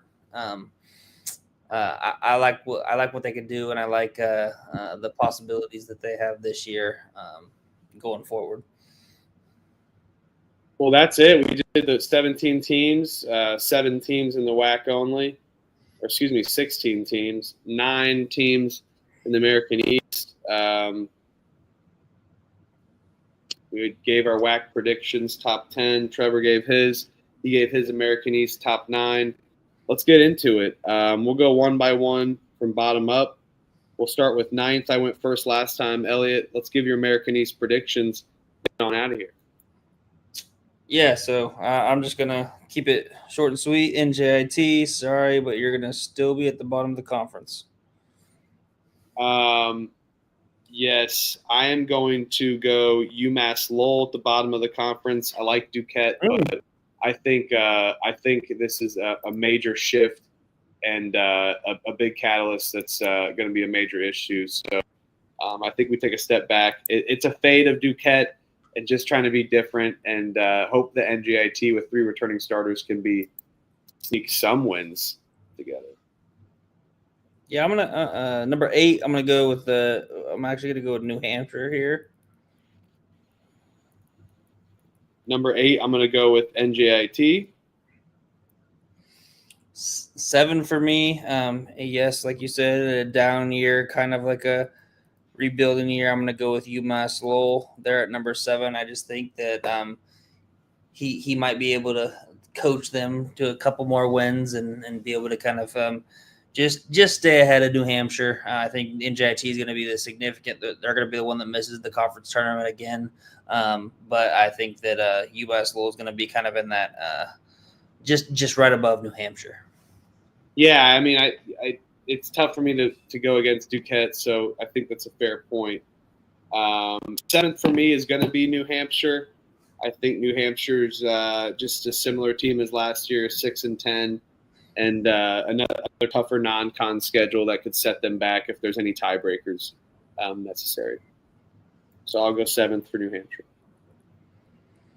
6, I'm going to go University of Albany.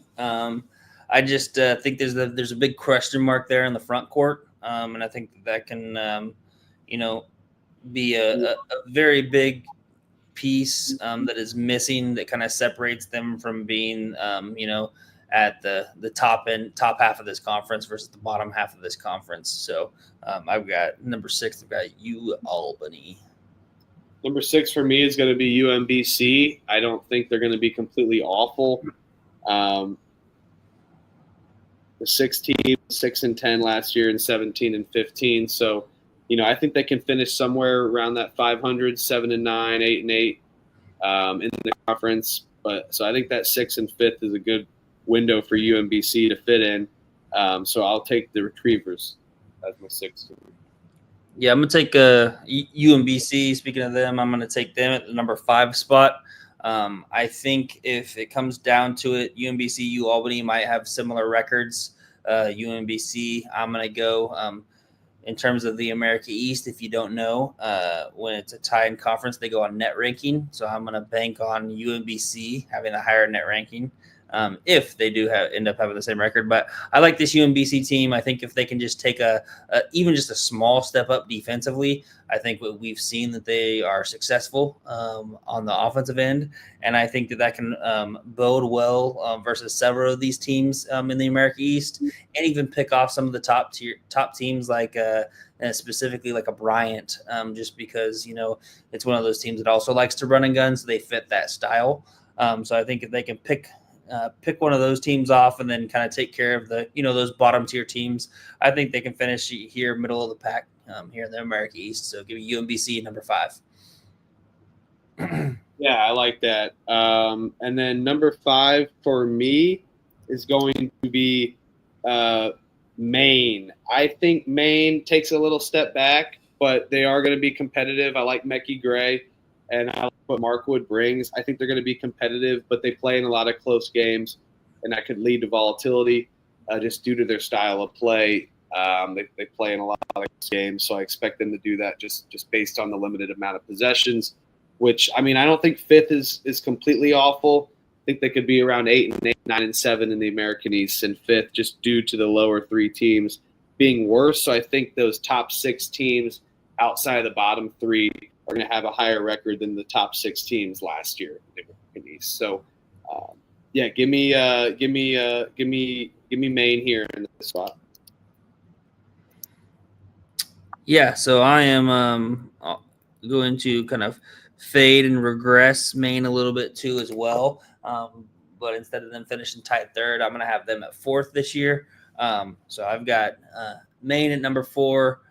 I think that the biggest thing between kind of the top 3 in Vermont, Bryant, Binghamton, I think that is going to kind of separate them is they're going to be able to, I think, especially Vermont and Binghamton, the home court they're going to be able to hold serve on their home court a little bit more. Same with Bryant. I feel like Maine, can, I know it's a kind of a trip over there to Orono, Maine, but I feel like they might get picked off a few times there on the home court. Don't feel like it's as big of a home court advantage as those other top teams. And so, as it is, with those conferences, it's one of those things where you gotta hold home court if you're going to be successful at the top of the conference, and then pick off some games on the road. So I like Maine there at the 4 spot. I like Maine's home court. I think it's sneaky. My 4th is going to be Albany. I think Albany is able to run and gun with a lot of these teams, so hopefully their defense will get picked up. And those worries about killings, they were 4th last year. I think that they just finish out that, which is a home game in the American East Conference. So I'll take the Great Danes.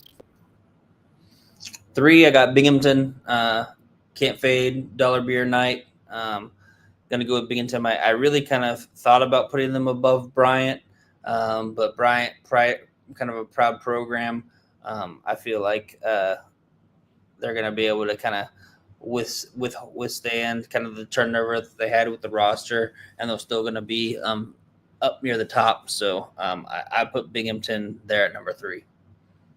Yeah, number 3 for me is Bryant. I think Bryant has what they brought in solid. I think they're still going to be a 10 to 12 win team in the American East, and they're going to win a ton of games and be competitive, if not be in the top standings at some point in the American East. But just new coach, familiar roster, harder non-conference schedule. I think could fare into some tiebreakers. So I like Bryant here 3rd. I think that they definitely can still make some noise in the American East Conference tournament and be competitive. I think these, Bryant and Vermont are the 2 favorites going into this conference constantly. But I'll have them 3rd. Elliot, go ahead and finish the last 2. Go 2nd and 1st. Yeah, as I kind of foreshadowed earlier and kind of just discussed, I got Bryant at number 2. And then I have at number 1, Vermont Catamounts, John Becker, back on top where he belongs in the America East. Sticking with just the tremendous guard play. Like I said earlier, I think that they have the best guards here in the America East. As long as they stay healthy, there's no reason with the combination of the front court that they have, there's no reason that they can't, go 14-2, 15-1, similar to what Bryant did last year.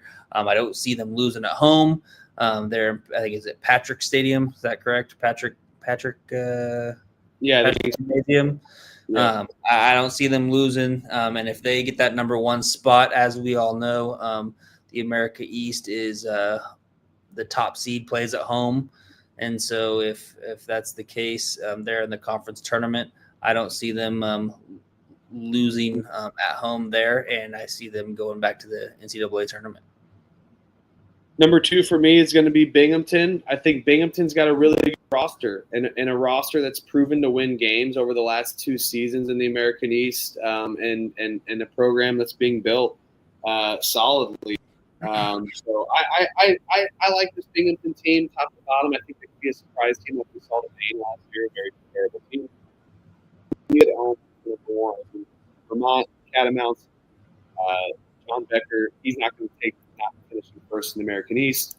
It's just it's just what we know. Vermont on top, and I think that he gets this team ready, even with the lack of talent that we've seen on this Vermont roster.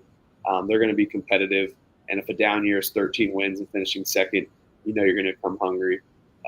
So yeah, Vermont on top as well. So that rounds out our American East preview. We did the WAC preview earlier. We did the American East preview. Noah, thanks for hanging out. We appreciate you hanging out with us. Seppas, thank you. Ken, appreciate you. Godfather, appreciate you. Kenny Varner, appreciate you. Everyone else that wasn't in the chat but tuned in, thanks, guys. We really appreciate it. Tomorrow, we're doing Sunbelt. We're doing SWAC. So we're going down south. We're going down to the southeast. It's going to be beautiful. We're going down to the south in general. The warmer weather. Warmer weather. We were on the West Coast earlier. It was a little warmer. That Northeast that pretends they invented basketball, even though Indiana claims it. Screw them. But I do like the American East. I'm excited for the conference. I felt like we did a really good preview there. And if you haven't heard us and you're just tuning in, at Pump Fake Pod on YouTube, at Pump Fake Pod on Twitter, and all of their socials. Subscribe. Yeah. I'm Michael _Huffer3. It's at I am _money with a capital E. How we feeling, Elliot? Yeah, feel good. I'm gonna kind of end tonight, kind of like I did last night. I'm giving you a player to watch out for there in the America East. Jeremiah Quigley, there Binghamton. at Binghamton, point guard that they brought in from George Mason, was at Iona. Watch out for him. I think he could be a very big impact player. Could possibly, if Binghamton is near the top of the conference, could be in the running for the conference player of the year. So watch out for him. Yeah, appreciate that. Yeah, Binghamton top to bottom is great. And then I like Quincy Allen on Bryant too. He's going to be able to score a lot. They can get in transition and run that Bryant system. So, had Binghamton had a Bryant, you shout out the Binghamton player. I shout out the Bryant player. That's how it goes here. But it is 5 players on the court for one team, not just one. Although one can be an impact player, and that's what we love here in college basketball, are impact players. So that's it. American East WAC preview. Find us tomorrow, probably 10:30 start time for the Sun Belt SWAC. We appreciate all you guys. Peace and love.